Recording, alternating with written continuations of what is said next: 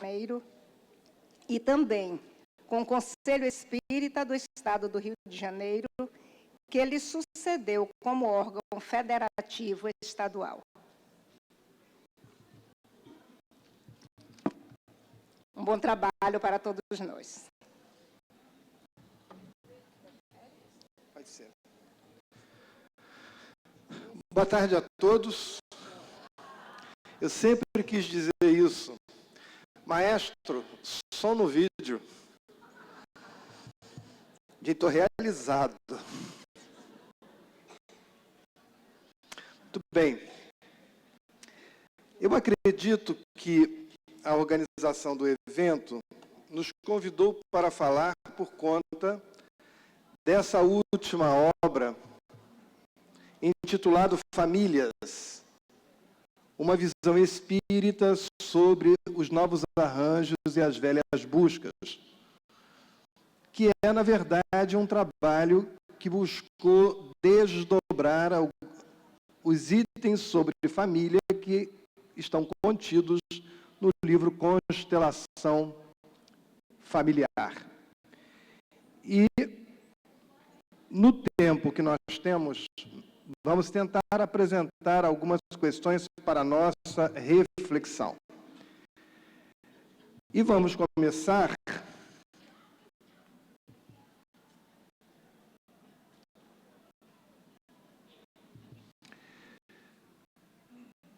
falando da dificuldade que nós temos de conceituar família, porque tem muito a ver com a história de cada qual e tem muito a ver com o grupo em que estamos envolvidos.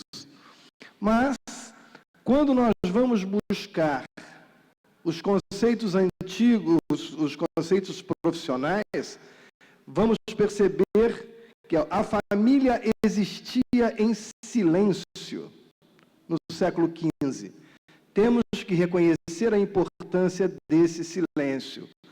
Não se dava muito valor à família. Então, a primeira coisa que nós precisamos reconceitualizar é a história de que a ideia de família é o que é há muito tempo. Não é verdade. Então, essa expressão, extraída de Philippe Arrier, é um historiador do tema, diz que no século XV, lá por volta de 1500, não se falava em família. Começamos a perceber que, então, esse assunto não é tão antigo e nem tem uma história de tradição como muitos de nós podem pensar.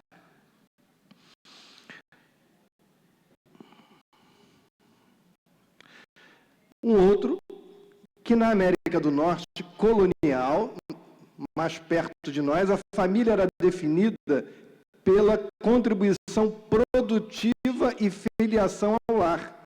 Então, os empregados que trabalhavam na família e que tinham uma função de contribuição à família eram também chamados de membros da família, mesmo que não tivessem laços consanguíneos. Isso começa a chamar a nossa atenção para o fato de que o conceito que temos hoje não é um conceito antigo. Casamento e família. Até quando?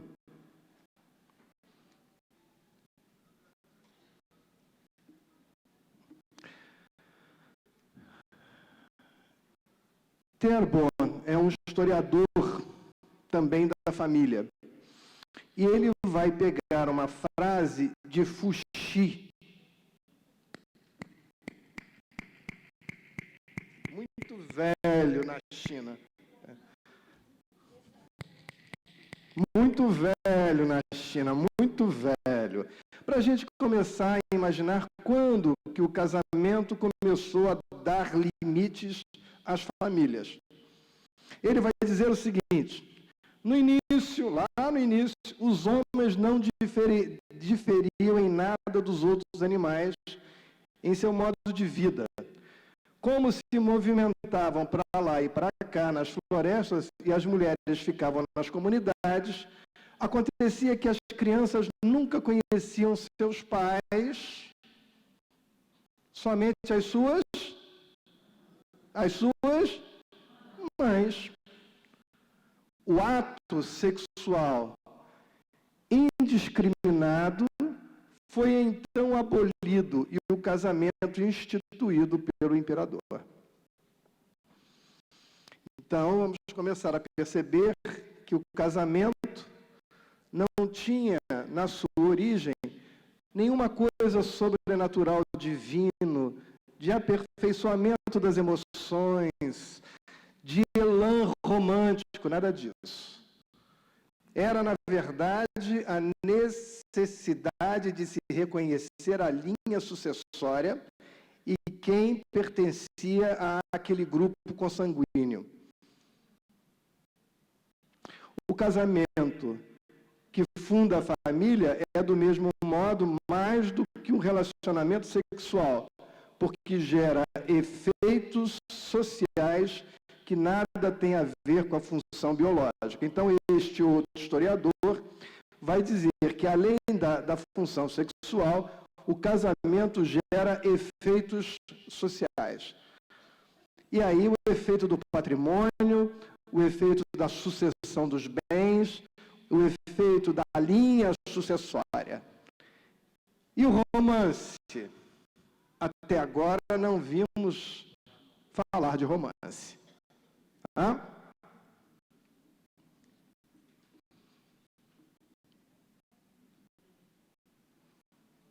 Esse tempo.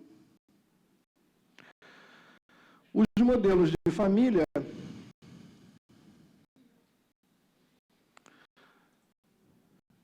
dependem das experiências da raça, de classe, de valores e de crenças. Olha que expressão interessante. As feministas do terceiro mundo que defendem a família e a feminista da classe média, que é de opinião de que esta deveria ser abolida, não estão falando sobre as mesmas famílias. E por que isso é importante para nós? Porque se nós fizéssemos uma enquete aqui, teríamos uma dica de modelos de família. E alguns de nós se assustariam quando diz lá que a feminista do terceiro mundo que defende a família, eu também. Iríamos nos escandalizar, porque a feminista da classe média é de opinião que a família deveria ser abolida. E aí nós, meu Deus, como pode isso acabar com a família? Só que corremos um sério risco de não perceber que cada uma delas fala de uma família diferente. Então, dependendo da maneira, do olho em que eu utilizo para entender a família, eu posso vê-la de forma diferente. E aí nós nos batemos, nós nos degladiamos por conceitos de família, esquecendo que cada um olha a família a partir da sua história. Alguns são contrários à família, porque a sua história familiar é uma história de dor. E outros, eles têm uma expectativa de família feliz que nunca tiveram. E essa expectativa de família feliz pode nunca se concretizar e será para ele, na verdade, uma manifestação de frustração do futuro. Porque criamos uma expectativa de uma família tão diferente da nossa, que jamais conseguiremos realizá-la. E então, conforme vamos trabalhando, suando, sangrando a camisa, como diz lá o jogador de futebol, não não percebemos o modelo de família se aproximar daquilo que acreditávamos ser o que vai nos trazer a bendita da felicidade. Então, os conceitos de família são absolutamente distintos.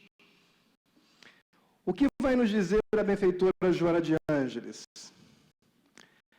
As mudanças continuarão ocorrendo. E olha como ela concorda, conforme as conquistas de cada época. Então, nós fizemos um traço histórico. Como é que era lá no passado, como é que é agora, como é que pode ser, sem que a família perca seus alicerces de segurança, quais sejam a fidelidade ao grupo, é uma característica, o amparo recíproco, a proteção como decorrência do sentimento de amor, preparando para a união com as demais associações na identidade universal.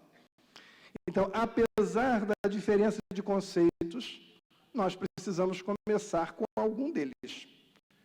E o conceito que nós estamos apresentando para desenvolvermos as nossas discussões é este trazido pela benfeitora Joana de Ângeles em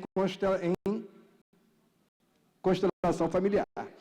Então, toda vez que estudarmos na história, toda vez que olharmos o passado, temos que contextualizar o conceito de família naquele tempo, naquela sociedade, naqueles valores. Porque senão nós vamos fazer uma análise enviesada. Assim, nossa, que coisa horrorosa! Mas para aquele tempo não era. Até bom tempo atrás, a mulher sequer tinha alma.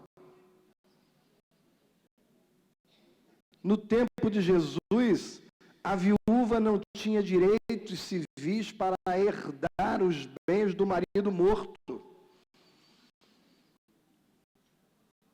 E estamos falando de famílias, com características próprias de cada tempo.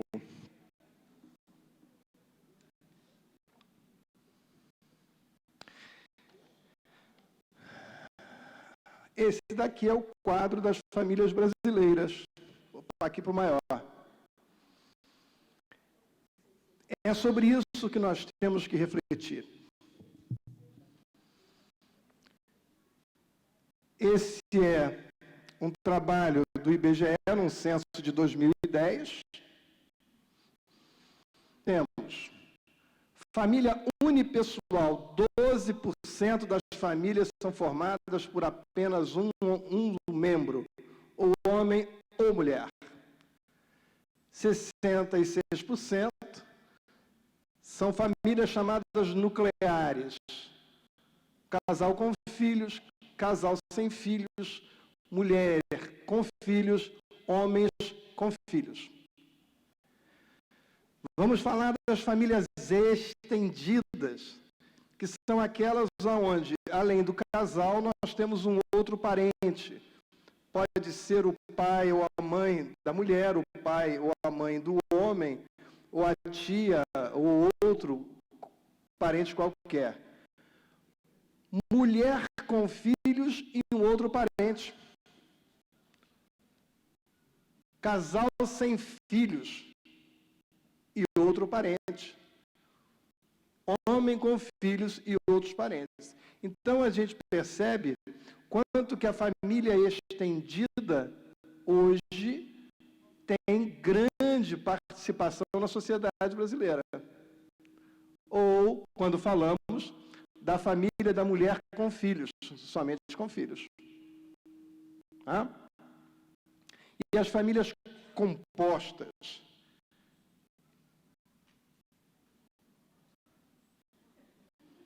Maestro, som no vídeo. Vai voltar? Então vamos para o outro.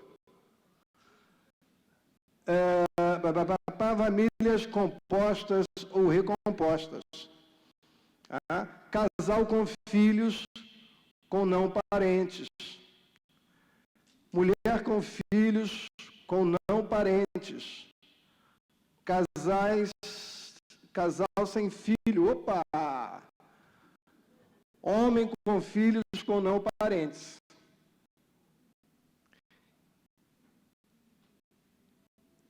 Casais gays, 60 mil, sendo que a maior porcentagem é de homens.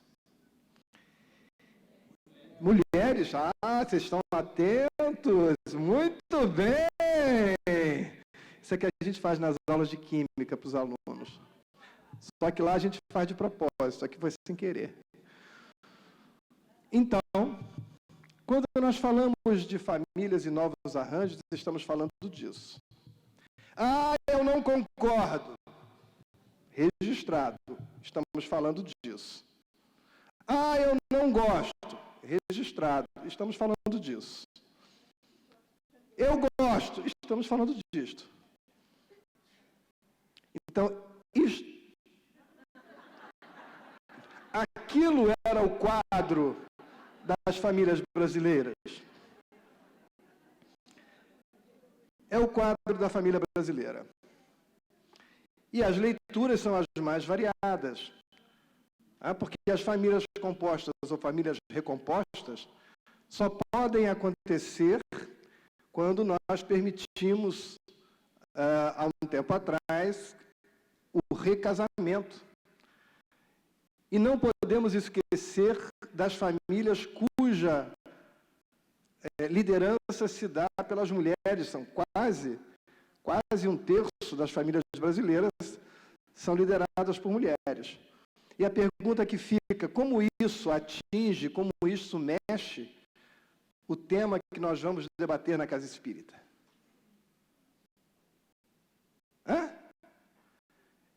Vamos começar, ou vamos continuar falando daquele modelito padrão de família? Papai, mamãe e filhinho, e a sogra vem visitar, o sogro vem visitar. A realidade brasileira é aquela. É isto que o frequentador da Casa Espírita vive. É isto que a criança da evangelização convive. É para isto que caminham os nossos jovens na mocidade. Então, não é possível desconsiderar o fato real. Eu gosto. Que bom. Eu não gosto. Que bom. Eu não concordo. Também que bom. Não vai mudar a realidade. Não vai mudar a realidade. Então, o nosso trabalho caminha nesse sentido. Vamos. Eu já apertei. Olha esse. Vamos comparar 2005 com 2015, 10 anos. O número de famílias, um casal sem filhos, aumentou ou diminuiu? Parabéns. Com filhos. Com filhos. Diminuiu. Diminuiu.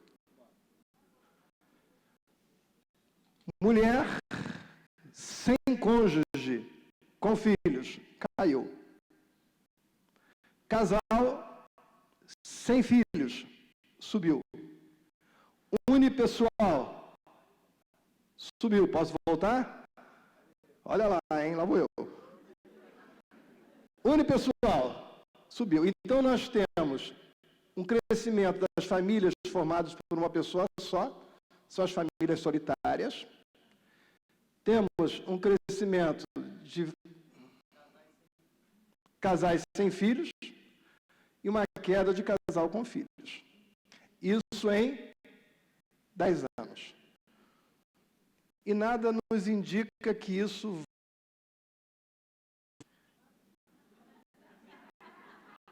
Estou achando que o maestro está querendo me derrubar, mas vamos lá.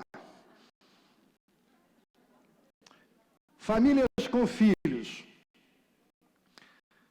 Casal com filho, como homem com referência. Olha a diferença. Aquela história antiga do homem como cabeça de casal, do homem que devia assumir a liderança absoluta da família e que ele é o chefe da família, como reza a tradição, olha o número. Caiu 20%. Opa! Aqui. Mulher sem cônjuge com filho. Está mantido. Então, nós temos muitas mulheres que não têm cônjuge, mas têm o filho para cuidar. O cinza, quem lê lá? Casal com filho, com mulher como referência. Casal com filho, com mulher como referência. Olha como cresce.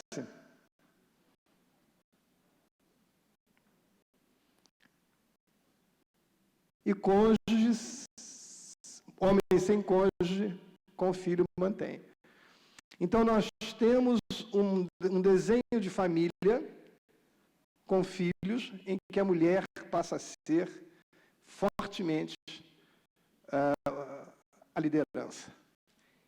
Isso muda o perfil de família. Isso muda o psiquismo. Isso muda a maneira com que a mulher lida com os filhos, porque por mais que ela queira ser independente, a sociedade lhe exige,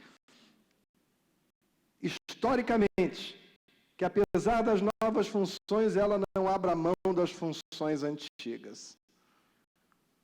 Então, nós temos uma série de companheiras que estão nesse caso e que carregam uma culpa enorme, porque ainda lhe exigem a função exclusivamente materna, como era antes. Então, nós precisamos desonerar as mulheres dessa culpa, porque elas não merecem carregar isso. Nenhuma mulher que tenha função como esta merece levar a culpa de não ser a mãe que os outros acham que ela gostaria, que ela teria que ser. Então, são temas que nós precisamos levar para as discussões quando debatemos família. Família contemporânea, família de agora, e não a família da tradição.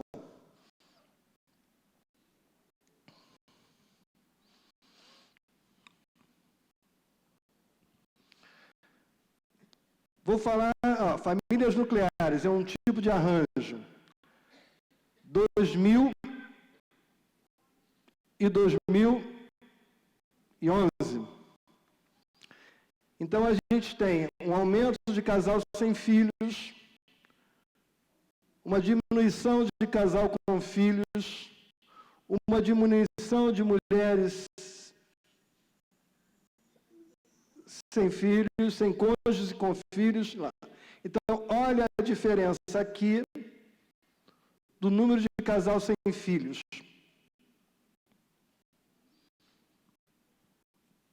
Cujos motivos são os mais variados.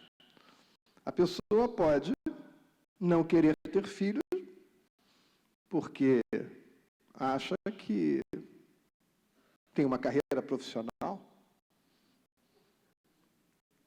No desenho da minha carreira profissional não cabem filhos. É um direito. Outros dirão, mas se eu tiver filhos vai ocupar tempo, eu não quero ter filhos, porque eu quero viajar o mundo. Perfeito. Outros dirão, mas vai modificar o meu corpo, a minha silhueta, eu também não quero ter filhos. Muito bem. Mas o fato é que o número de casais sem filhos está aumentando. E nós não podemos julgá-los. Nós não temos o direito de julgá-los. Não concordo, não julgamos. Simples assim, mas esse é o fato. Olha como cresce.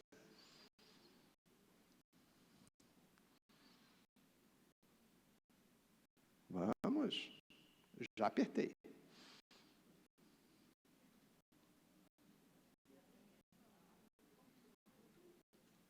Oi. Famílias monoparentais, unipessoal. Monoparental é aquele que só tem um dos membros do casal, com cônjuge e filhos. Olha como despenca. Olha, senhores, homem e mulher, com cônjuge e filhos, com cônjuge e filhos, com cônjuge sem filhos, com cônjuge sem filhos,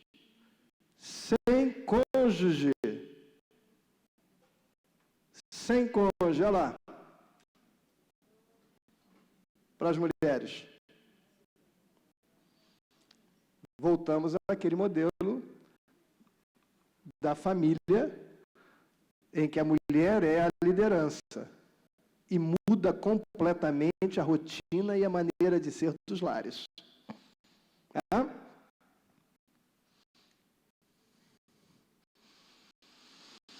Famílias recompostas são aquelas mantidas ou construídas com um dos membros anteriormente separados.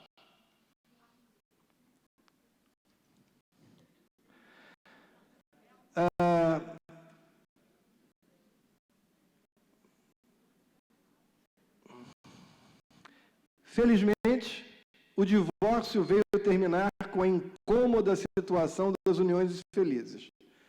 Palavra de Joana de Ângeles em Jesus e o Evangelho.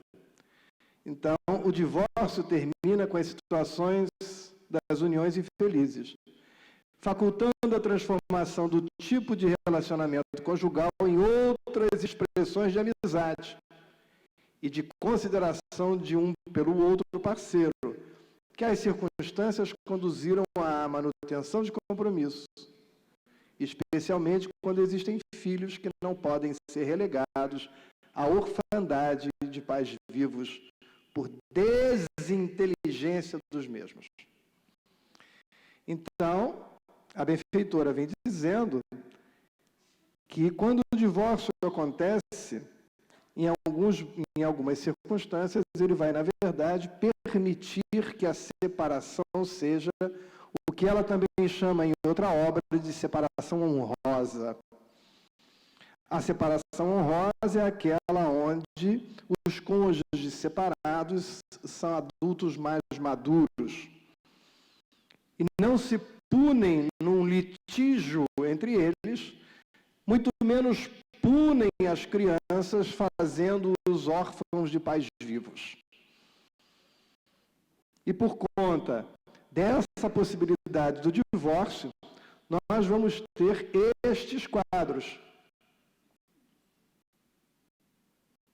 Aqui não dá para ler, quem lê aí para mim? Vou ler no papelzinho que é melhor. Vamos ao papelzinho. Solteiros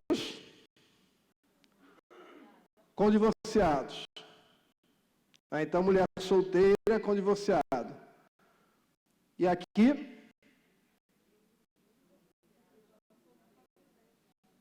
divorciado com solteira.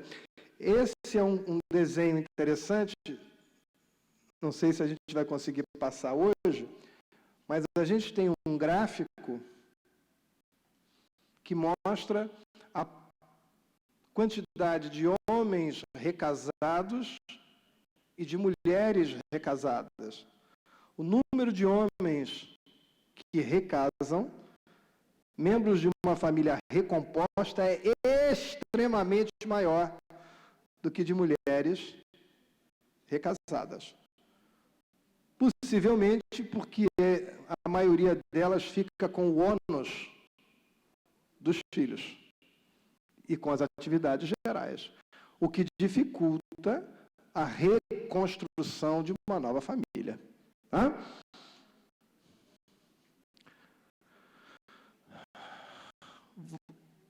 O Deuteronômio já diz lá no Velho Testamento que a mulher podia receber a carta do divórcio, Recebi a carta do divórcio e depois se vira, porque não tinha mais nada.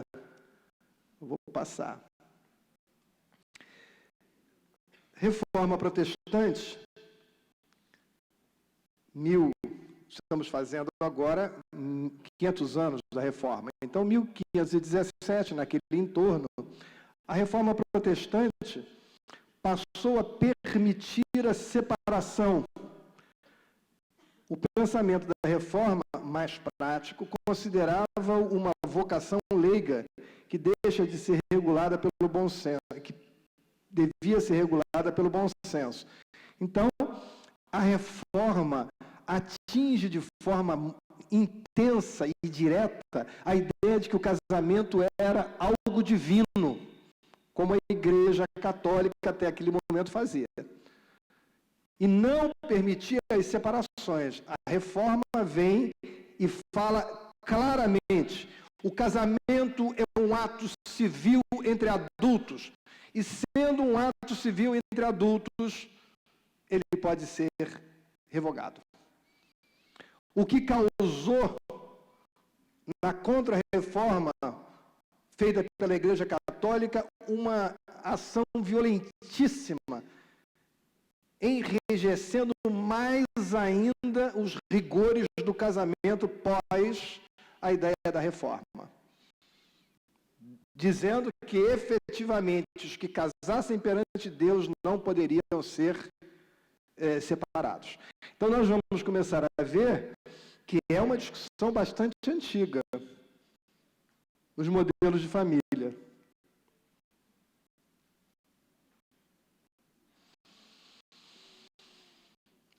Casamentos são indissolúveis? Se alguém não pode mais ficar vinculado a outro coração, é necessário que siga adiante, levando as lembranças felizes, enriquecido de gratidão por tudo quanto vivenciou, continuando o relacionamento agora sob outra condição. Então, vamos ver sobre os casamentos indissolúveis. Felizmente, o divórcio veio terminar com a incômoda situação de, isso aqui eu já repeti, olha só, caiu 2 vezes.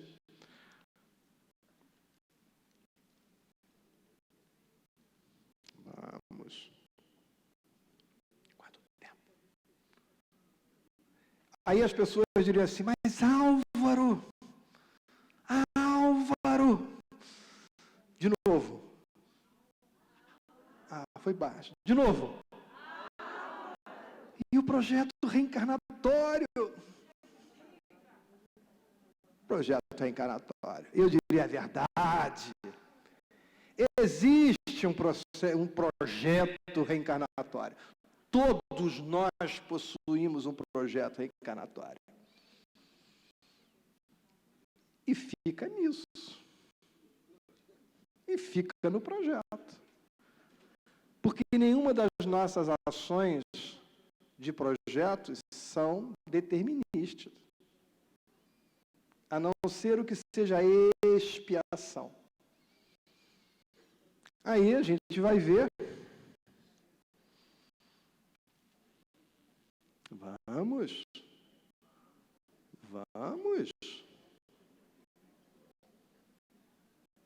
Eu já apertei.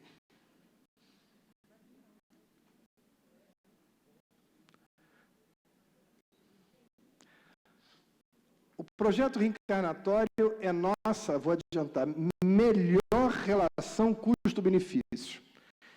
Se eu realizar o projeto reencarnatório que eu desenhei, eu vou sair da encarnação com o máximo possível de bonificação. É como mergulhar na piscina e sair do outro lado com recorde. Mas não é determinístico. As coisas são fruto da nossa escolha. Então, quem conhece o Rio de Janeiro sabe que tem uma avenida chamada Avenida Rio Branco. Aqui não vou fazer um outro exemplo. Saída do Maracanã, no resultado do clássico do Campeonato Carioca. Fla-Flu, adorei. Aí, eu e um espírito feminino disse assim, vamos casar, vamos. Então, eu falei assim, eu vou na frente e vamos marcar um encontro quando eu tiver 30 anos e você tiver 25, na saída do Maracanã, na decisão do Campeonato Carioca, no dia tal, assim, às 6 da tarde. E aí, chego eu lá, naquele dia, esperando que a outra pessoa também venha. E esperando que os nossos olhos se cruzem daquele negócio, assim é você. E ela vai dizer assim, nossa, que homem lindo. Não sei, por que vocês só riram quando eu falei do homem lindo? Mas o que acontece até lá? Eu estou na praia de Copacabana, passa um par de pernas e eu digo assim, uau, e vou atrás do par de pernas. E o projeto reencarnatório? Vazou. Escolha. Escolha. E aí, ela está indo na direção do Flamengo, passa uma Ferrari. Uau! Nossa, que Ferrari linda! Vai atrás. E eu fiquei lá esperando. Porque eu não costumo faltar aos compromissos. Foi uma piada.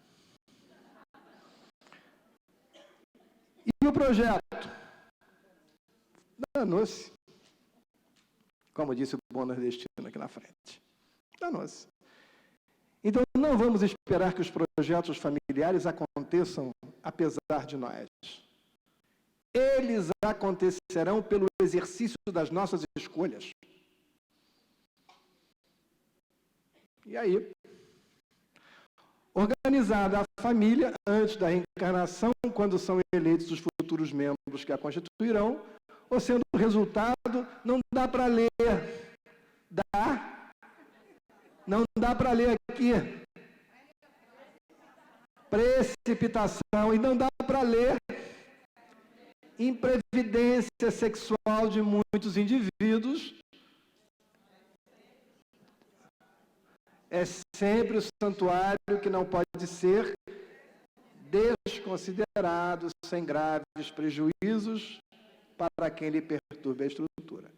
Então, feito pelos projetos reencarnatórios, o fruto da precipitação, o lar é o lar. E é a família que, por um caminho ou outro, nós escolhemos construir. E devemos honrar. Perfeito? Então, o projeto reencarnatório está aí.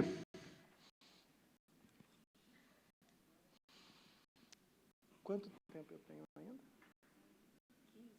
15. Caraca! Quando a gente estuda, ou quando a gente propõe estudar as famílias, falei dos novos arranjos. Então, os arranjos são aqueles que nós apresentamos no Brasil, gostemos ou não, é aquilo que existe. As proporções são aquelas. Então, famílias unipessoais, famílias de mulher sem filhos, famílias homoafetivas, de homens e de mulheres, famílias com filhos por adoção, famílias sem filhos. São os novos arranjos familiares. Esses são os fatos. Agora, quais são as nossas buscas? Buscas essas que nós devemos continuar trilhando, correndo atrás, apesar dos modelos de família variados que nós temos hoje. Então, para efeito didático, nós elegemos essas três dimensões.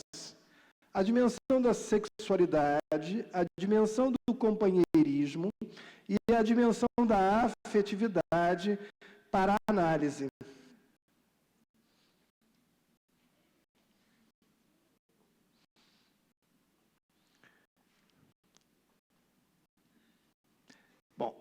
Sexualidade é um tema que, desde o tempo de Eva, nós não tratamos com leveza. Sexo e morte são dois, inclusive os espíritas, são assuntos que estão banidos das relações. E sexo é algo próprio da natureza. Mas quando fala do nosso envolvimento com terceiros, com aquele eleito, com aquela eleita, temos dificuldade, inclusive, para falar com os filhos. Como se eles não imaginassem que eles só existem porque houve uma relação sexual prévia, no caso dos filhos biológicos. Mas temos dificuldade que precisa ser superada dentro do possível. Por quê? Porque a mulher ainda é vista como a origem como o pecado original, lá de Eva. A benfeitora Joana de Ângeles diz que isso é algo que está no imaginário social reencarnatório. Faz tanto tempo que dizem para nós que a mulher é culpada do pecado original, é culpada, que ao longo dos anos a gente já encarna dizendo assim, cadê a culpada? Cadê a culpada? E a mulher já sai, eu sou culpada de quê? Não sei, mas eu já sei que eu sou culpada. Não pode, gente. Nós precisamos reverter esse quadro de culpa. A culpa não é construtiva, quanto mais por alguma coisa que é mitológico. Adão e Eva é uma ideia mitológica. É uma história organizada, ninguém fala de Lilibet, que foi a mulher que se negou a se submeter a Adão e foi embora dos evangelhos apócrifos. E daí sai Eva da costela, já submissa ao homem. São duas histórias, contam-se só uma. E isso manteve a estrutura ocidental religiosa durante milênios. E nós estamos mergulhados nesses milênios de organização religiosa, impregnando o nosso psiquismo. Está na hora da gente lutar contra isso, da gente reorganizar a emoção, reorganizar o psiquismo. E o homem? O homem tem uma tal de uma dupla moral. Ao homem, tudo é permitido. Porque nós temos muito amor para dar. Aí quando faz alguma coisa, dizem assim, mas ele é homem. Não é todo mundo fazendo assim. Os psicólogos sociais chamam isso de a dupla moral. Inconcebível.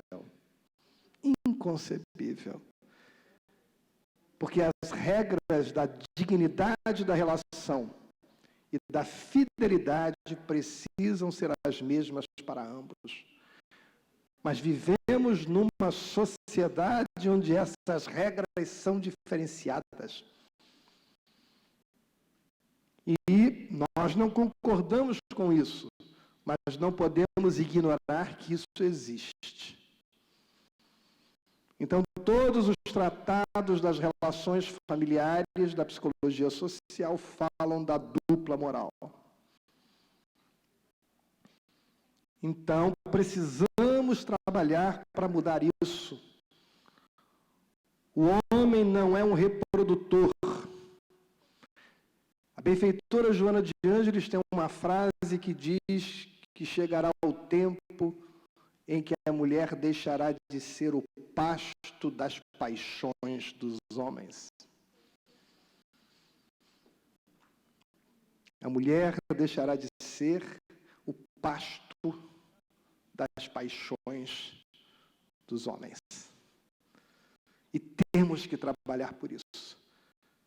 E conseguiremos isso desmontando no psiquismo dos nossos jovens homens, que eles não são reprodutores. e trabalhando no psiquismo das nossas jovens, que elas não têm que se submeter a esse tipo de coisa, porque são merecedoras de tanta dignidade quanto os homens. E não é fácil, porque lutamos contra uma impregnação de milênios. Mas se começarmos cedo, terminaremos rápido.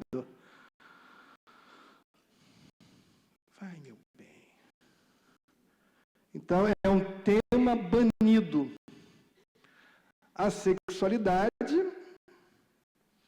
o sexo é portador de objetivos elevados, tanto do ponto de vista fisiológico como psicológico, pois que além da finalidade procriativa a que se destina, proporciona a permuta de hormônios emocionais, contribuindo para a alegria de viver e a harmonia psicológica dos seres humanos.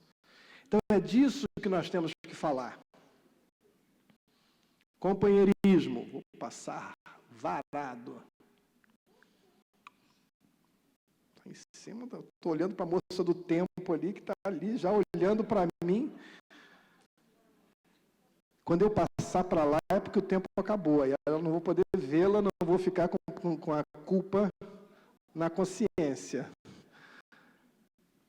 Quando o amor real suplantar os interesses imediatos do sexo, primeiro estágio, a necessidade do companheirismo e da ternura sobrepujar as inquietações do desejo, o matrimônio se transformará numa união ideal de corpos e de almas a serviço da vida.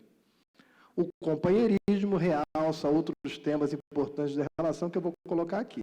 Então, sexualidade é basal. Está na origem de todos nós. Mas o companheirismo é o estágio superior. O companheirismo é construído. O companheirismo é uma troca. O companheirismo é um dar braços e fazer projetos juntos. O companheirismo é dividir. O companheirismo é confiar. E isso tudo é construído. Né?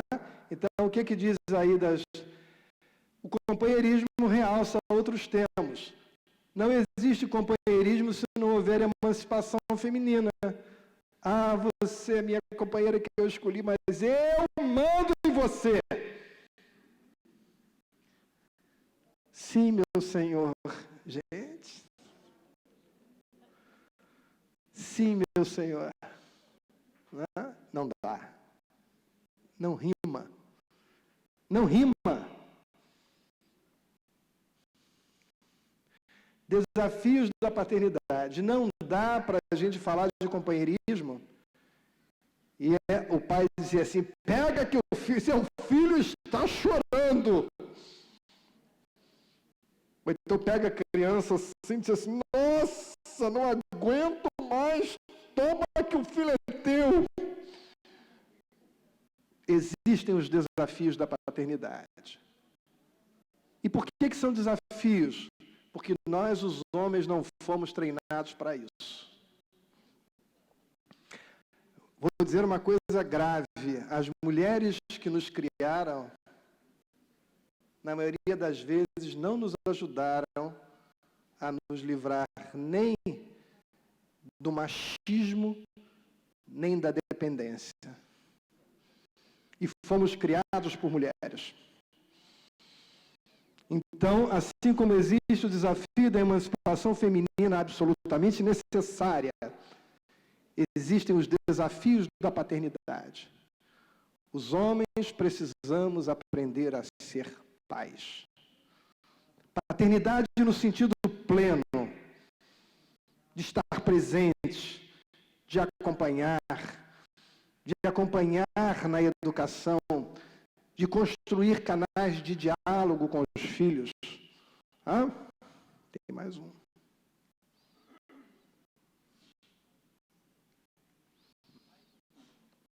e os impactos da tecnologia.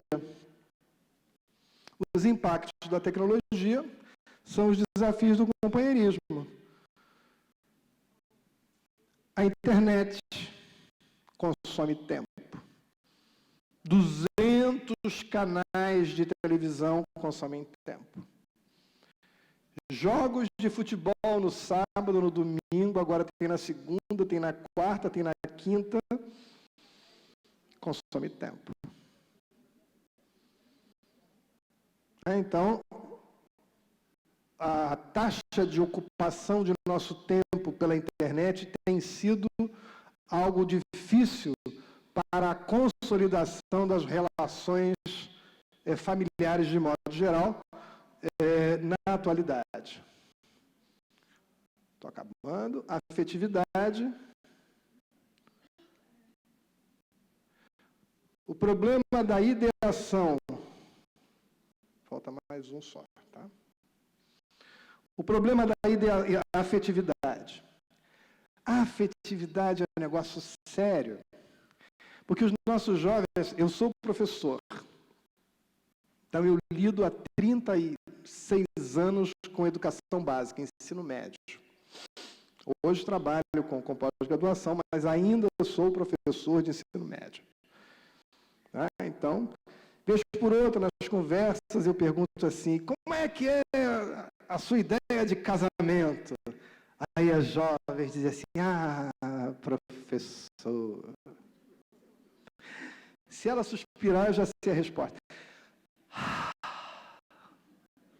Eu queria casar com o Brad Pitt. Naquela época, hoje já tem outros, né? Hoje já está mais velhinho, mas aí ela fala do galã da moda. Ou então do galã da moda da novela que está passando, e aí ela cria a ideação. Aí você pergunta para o rapaz assim, você como vai ser?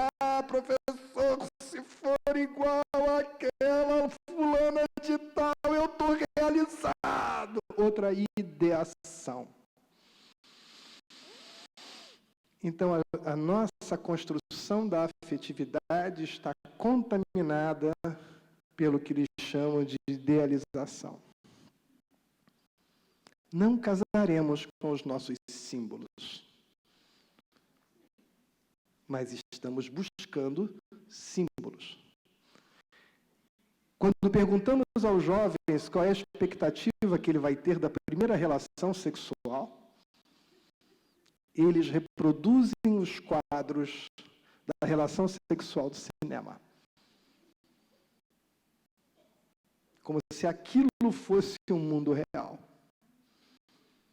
Então, a idealização, porque o assunto não é conversado, ocupa os espaços da educação. E nenhum de nós casará com os nossos símbolos. Casaremos com seres humanos normais, com problemas normais, com dificuldades de seres humanos normais. Alguns até têm mais problema do que o normal. Mas vamos deixar de fora as exceções. Então, a idealização fala do amor-paixão, que se contrapõe ao amor companheiro.